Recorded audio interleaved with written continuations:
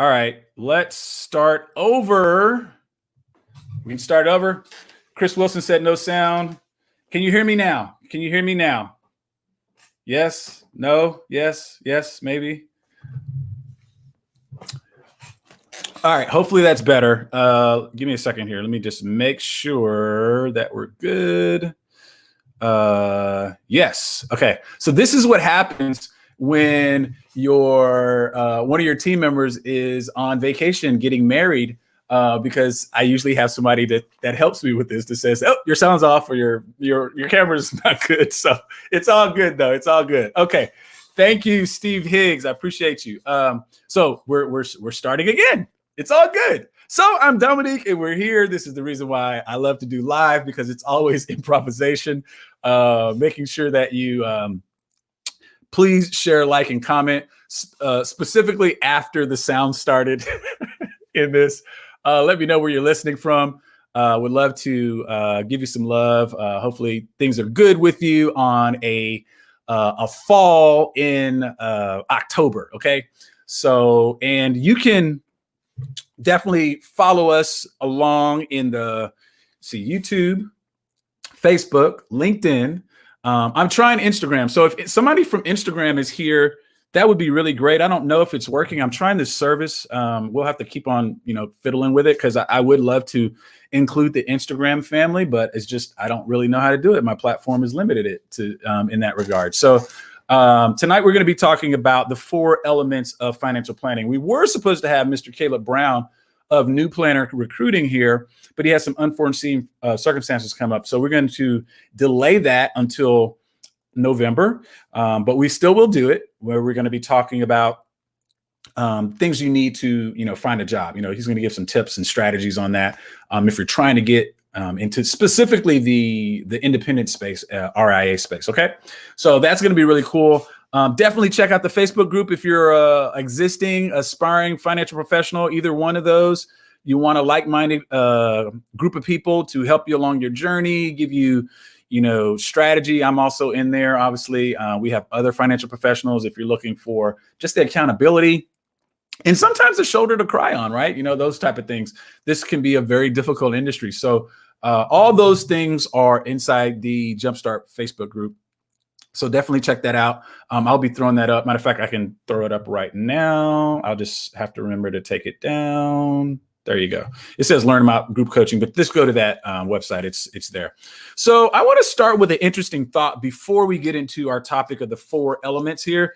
And welcome if you are new to the podcast. You may be a consumer or a provider of financial services, or aspiring provider of financial services. I love that you're tuning in. We got a couple of comments here. Let me give some shout outs before I hit to that thought. Wow. Okay. Christopher Wilson. Oh, thank you for all these people that told me no sound. I really appreciate that. It's all good. Namil, Michael, Katrina. Okay. Thanks, Katrina. I appreciate that. Yeah, we're gonna have to continue to work on that. There's a service called Yellow Duck that was supposed to do that. So we'll see what that's all about. Okay. So interesting thought. Big fish, little pond. Okay. So what does that big fish, little pond mean, Dominique? Well, this is the context under which I was thinking about this, and I'll give you the full scope of here, but I want to kind of lead into this. So big fish, little pond. Malcolm Gladwell, who I love as an author, wrote David and Goliath. Really good read. You should definitely check it out. But let me give you the Cliff Notes version. He has a portion in that book where he talks about different kids that come out of high school that go to these big schools and they don't perform as well for a lot of different reasons. And one of them is this whole notion around big fish, little pond. And so I'll use my own example, because when I was in high school, way back in the day, it was this whole thing about, seniors, what school you're going to, And I remember when I told people I was going to Prairie View A&M University, which was a smaller school than it is now, way back then. People were like, what? Where are you going to? I've never heard of that school before. Where is it at? And all this kind of stuff. But what I noticed in this whole process is that there is, and I've had 3 kids that have gone through this now, there is this whole deal where there is pressure on kids to get into a good school, whether that be by their peers or their parents or whatever it is, society, you know. And the notion of the big fish, little pond is somebody like myself who got accepted to a lot of schools could have went to a big school, or I could have chosen Prairie View, you know, town population less than 3,000, school at that time, probably, you know, 5,000 to 7,000 people. And what I noticed there is I was able really to flourish. And I think not that I wouldn't have done well somewhere else, but I think I was able to really, really do well, especially with some of the relationships that I met, because instead of me being at the, you know, the top 20%, I was in the top 1%. And this is something that I think is really, really apropos to the financial services industry. And this is how, you know, when you're thinking about jobs and where you should go and what you should be doing, and if the culture fit is right, you know, if you can go smaller or in an environment that looks a little bit more or is a little bit more than what you're used to, that may be the way to go, because you become this big fish in a little pond. Because a little fish in a big pond is a little hard. You know, if we're going to the Malcolm Gladwell book, he talks about how students that graduate, you know, in the top 5 of their class, not top 5%, but like top 5, you know, top 3, you know, valedictorians type of things. They go to these big schools and they don't perform as well. And there's a lot of stuff around this, and I'm not going to get too much into that. But you know, if you're kind of thinking like, if I can get into school A or school B or job A, job B, and in school A, I'm going to be in the top 1% versus the top 20%. You know, there's no right or wrong answer here, but you know, life is going to be much easier when you're a big fish in a little pond. And like, just keep that in mind as you're going through your career. The article that kind of triggered this for me with some of the readings that I do was this article that the DOJ was suing Yale about alleged discrimination against Asian Americans and Caucasians, white people. And so the whole notion is that reverse discrimination has been going on. And it's because, you know, Yale has a standard by which they're letting other people in that probably wouldn't normally get in from an academic standpoint, but they let them in through different policies that have been enacted and da, da, da, da, da. Here's the point. Students that don't perform well in that particular environment won't perform well, period. And the notion then becomes, well, why would you go to Yale and be in the top 20% when you can go to Prairie View or another school and be in the top 1%? You know, the whole notion around big fish, little pond. So when I read that, I kind of thought about that, and I thought, you know, I think that if you're trying to get into this industry, you want to try to be a big fish in a little pond. So those are my thoughts there. Let's get into the topic for today. So 4 essential planning tips that I think everybody should use inside their whole schema, right? When you're talking to a client and a prospective client and how things work, and, you know, what's your philosophy on planning, and what are we going to do? What am I going to get from working with you? All that kind of stuff. I think those are all good things. And if you're a consumer financial services and you're listening, hopefully this will be helpful. So these are some of the elemental things that I use in my practice, that if you're trying somebody out or you're, you know, interviewing people, maybe you can use this. Okay. So good financial planning, 4 must-haves. So let's look at an infographic first, because I think this sets up really well what I want to talk about. Okay. So let me get my screens right. So here we go. Oops, I did that wrong. Let's try that again. There we go. So let me try to make that a little bit bigger. So this infographic that you're looking at right here is a study that was produced by the CFP board back in 2016, I believe. And as you can see, it says Americans, let me move my little banner here. See, this is the stuff that I forget to take down. Give me a second here.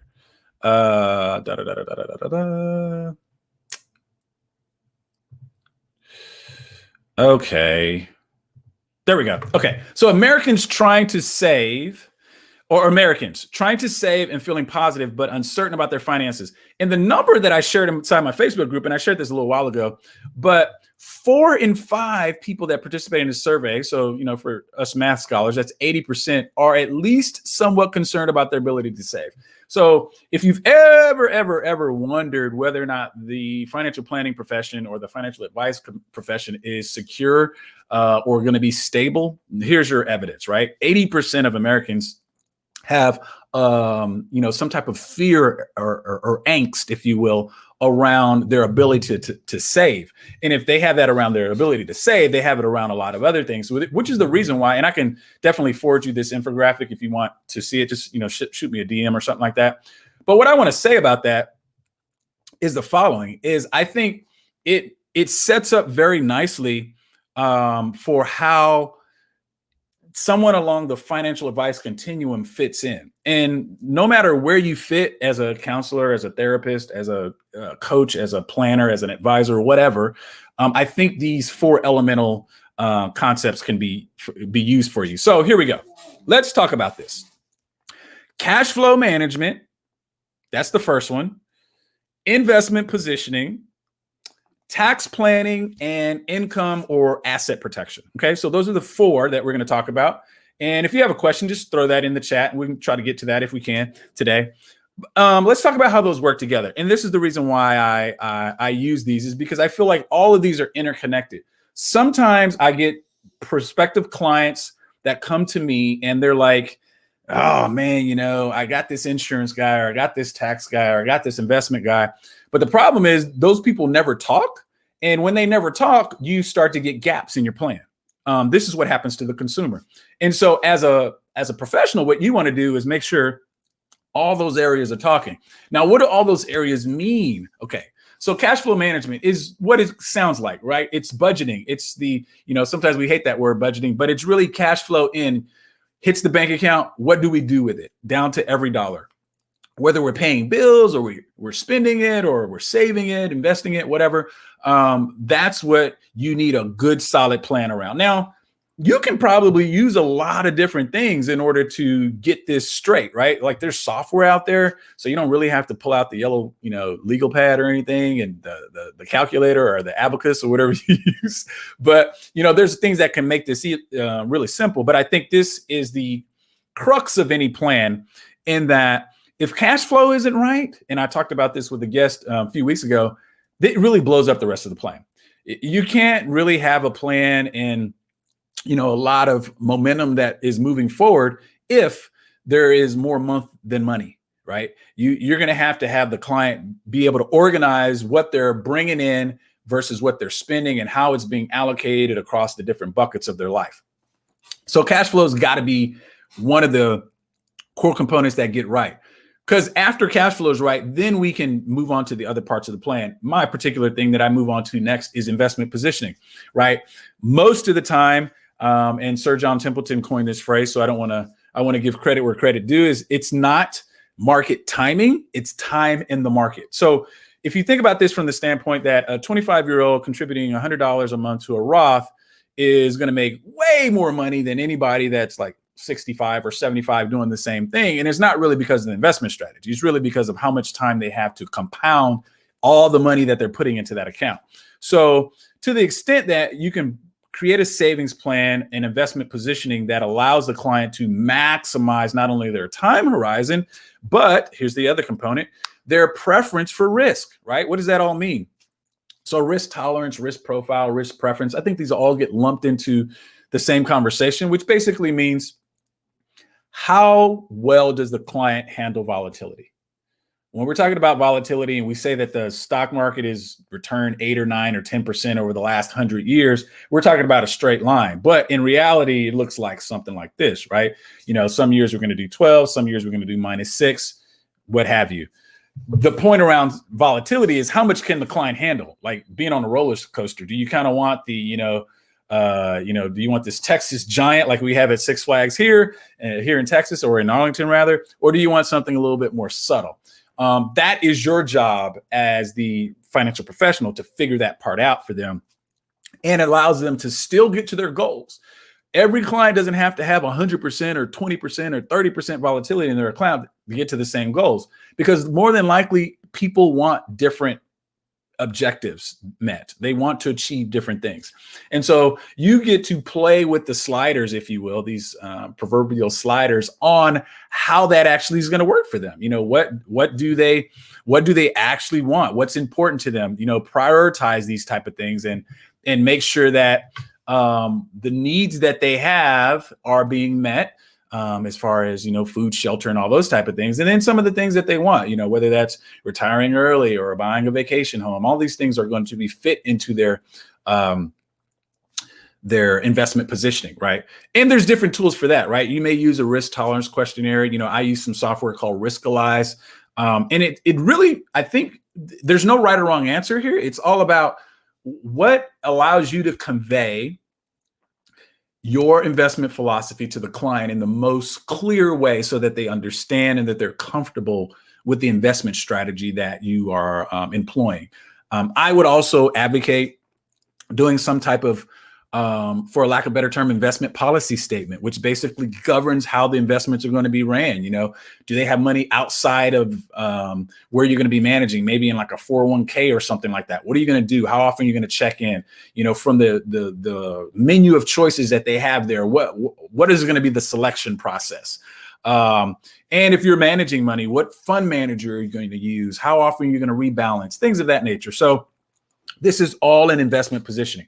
So those parts of the plan have to be hooked together, right? So just kind of think of a train and a caboose, and you're hooking everything together. So we do cash flow, we do investment positioning. Next we have to do what? Taxes. We have to do tax strategy. No one wants to pay more than their fair share, and no one should pay more than their fair share. So this gets into, how can we take taxable income and reduce that legally? Right. So you talk about gross income, you talk all about all of your deductions, and then you get your above the line number, and then you get your below the line number, then that taxable income number that everybody tries to, reduce as far as possible so that you pay less, and then you use that money inside your plan. So tax strategy, inevitably, in my opinion, unless you're trained in this area, it helps to be with or hook yourself to align yourself with a tax professional, right? So I actually use my own personal CPA for a lot of my client stuff. And I think that works well because there's going to be things outside my scope, and I'm not trying to, understand the tax code because there's a lot there. Obviously, there's a familiarity around certain situations that I can speak to, but normally as a practitioner, I think, checking in with your clients twice a year, specifically around tax, I typically do something like a post-Thanksgiving meeting, check withholding, make sure that everything is going to be taken as a deduction that they want to take, making sure that we hit all those deadlines before the calendar year end, making some decisions about pushing income maybe into the next year if we got bonuses and things of that nature. That kind of stuff. And then after, the year begins, right, there's a sequence usually of, gathering the 1099s and, all this stuff that you should include as a practitioner just to kind of help the clients. Because, this could potentially be something stressful, right? Especially if they owe a lot and they're always writing a check. You definitely want to add some value in trying to help them legally reduce that, right? And then last but not least, how are the income and assets protected, right? So say your client wakes up on a cloud tomorrow. Well, those that are economically dependent upon them, what happens? Is their estate in order? Is there enough insurance around, right? Or even if they don't wake up on a cloud, right? So, you start to think about what do we protect? And then maybe this is a good lesson around what insurance is actually designed to do, right? So when you think about insurance, you first have to start zooming out in that it's a matter of whether I want to retain or transfer risk, right? Now, in your working years, you got 30, 40 more years of work or whatever. That's a lot of human capital that you're going to, human capital and time that you're going to exchange for financial capital. I don't think you want to have that uninsured. Unless you have like a couple $1 million in the bank or a few $1 million in the bank or have some type of trust fund. Usually it makes sense to pay 60 cents on the dollar or 60,000, it's something like 60 cents per thousand or something like that, usually for insurance. Get a good term policy, 15, 20 years, cover most of the major debts, good to go. That's really good planning. Then you start to get into some nuanced things as clients age and their lives get a little bit more complex. But the whole notion around insurance is do I want to retain this risk or do I want to transfer this risk? Usually in that situation, when you're young, it makes sense, a lot of sense to transfer it, right? Because it's cost, it is not cost prohibitive usually, unless you've just got some type of, medical problems going on. Then as you age and your debt goes down, you don't have kids in the house, you've got money saved up, you're nearing retirement, you can make a decision on whether you want to continue to insure your income through life insurance. Typically, you start to think about other parts of the insurance portfolio or the asset protection portfolio as disability, specifically long-term care. Health costs are a big thing now that you have to plan for, especially if you don't have some type of retirement program that's going to help you with that. Obviously, there's Medicare, but nowadays there is this gap, and I'll throw this in here. You have this planning gap where, you're eligible for Medicare at 65. Well, some clients do so well that they want to retire before 65, right? And so what do you do between that time that they retire and they're eligible for Medicare, right? You need to fund that gap. This is where HSAs at, age 25 or 30 really, really, really help, right? So there's all types of things. I can't get into every nuance here, but the point is, once you have a plan that is centered around those 4 areas: cash flow management, investment positioning, tax strategy, and asset and income protection, you are doing a comprehensive plan. You're doing your client a service by looking at all those aspects, how they talk to each other, right? And the different ramifications of, turning up the dial here, turning it down here, those type of things. And that's what I think as a practitioner, you want to kind of keep in mind and build a process around that allows you to be efficient and profitable, right? This is not a charity. You're not doing this stuff for free, but you do want to make sure that you're being comprehensive in nature. I always tell my clients, I like to start with a plan, or potential clients. I think it's just a good place to begin from. And it allows for this analysis of the whole situation. So there's no I gotchas like, oh yeah, we do have this over here. Forgot to tell you about that. That didn't come up. That may entirely blow up the plan and, decrease the amount of trust that they have in you for being their financial professional or their financial go-to person. So you want to make sure you're considering all those particular things. Okay. So that is pretty much it on the financial planning, the 4 elemental things. I think there was only one other thing I wanted to cover, which was why I think most planners don't cover or come at this from a comprehensive angle. There's a lot of answers to that, but here's my short answer after being in the industry for 21 years. It's hard work. That's the takeaway. It's hard work. And I would say, there are certain designations that train you in this way a lot more efficiently than others. And here's a quick plug for the Certified Financial Planner designation. I think one of the things that I was doing in industry is, we were helping people from a financial services standpoint, but I will say that it was really, really focused on the investment side. It wasn't comprehensive, right? So clients would ask us about different stuff and we would, almost tend to outsource that. But after going through the CFP curriculum, I really, really got a good understanding of what comprehensive planning meant. And not only that, the value to the client if it's done right, right? So those are things that I think that, ultimately, if you want to go down that path as a planner, as a financial professional, specifically working with clients to build plans, this is a very worthwhile trek for you to go down the CFP designation. I would say not only that it's hard, I would say the training, right? It becomes harder as a practitioner to implement this stuff if you haven't been trained, if you haven't had somebody to show you the way, or been an apprentice to somebody or an assistant. So you can kind of learn the business, if you will, to that extent. So those are some of the things. And I'll say this, I'm probably going to step on some toes here, which, I probably tend to do that from time to time anyway. So no big deal. But if you're coming into the industry and you've listened to what I just said in the last 30 minutes or so, and any of that intrigues you, you should strongly consider CFP. And here's the reason why. The designation itself is great. It's fine. But actually the actual training and the education, the curriculum is really, really good for anyone that is, like I said, trying to get into this industry, covering any of those points. The different aspects, and I didn't go into a lot of this just because it wasn't really the scope of this particular podcast, is to teach you how to financially plan or be a financial planner, but just to expose you to some of the things that I feel that are necessary in a comprehensive plan. You go in and out always, to Sunday in the CFP curriculum on how to do that. And it's really good. I have studied some other curriculum.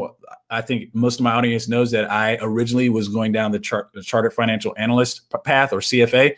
And having gone through all that in my grad studies, I do know that it does not handle the level of comprehensive financial planning that the CFP designation does. Now, it goes really deep on investment analysis and how to create portfolios and how to understand the things that you put inside portfolios, definitely.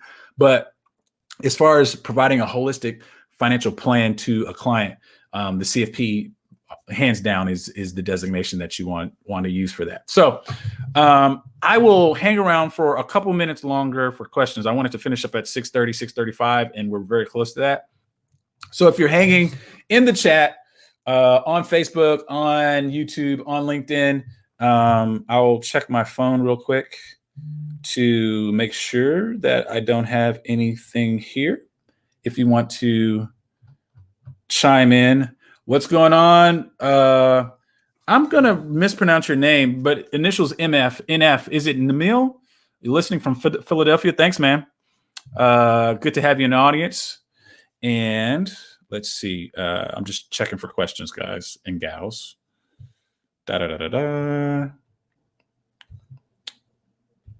Okay. I think we're good.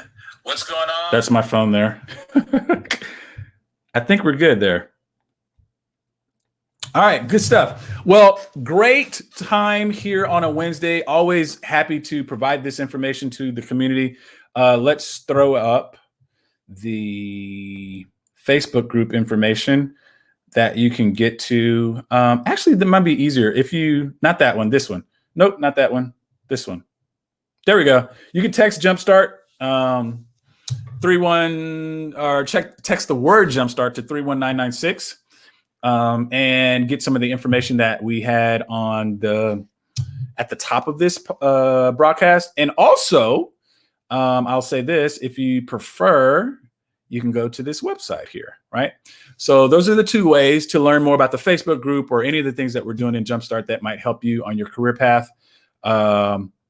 Thank you, Amy. I appreciate that. Thank you, Christian. Appreciate that. Anything I can do to help? I think, Christian, you're in the Facebook group. Amy, if you're not, you can get the information there. So I am going to go cook dinner for the family, and we'll see you guys next Wednesday.